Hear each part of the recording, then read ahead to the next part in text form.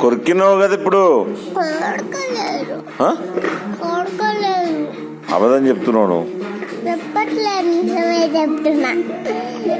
ఇప్పుడు అబద్ధం చెప్పినావు నువ్వు. ఇప్పుడే చెప్పినావు కదా కొరికినా అని. అబద్ధం చెప్తున్నావు. ఆయన దెబ్బలు పడతాయి నీకు.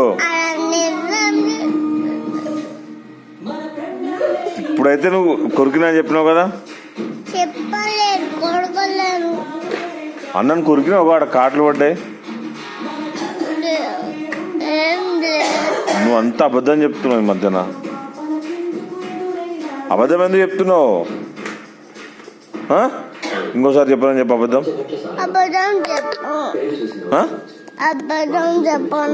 మరి ఇప్పుడు ఎందుకు చెప్పినావు అబద్ధం? చెప్పినావు కదా ఇప్పుడు.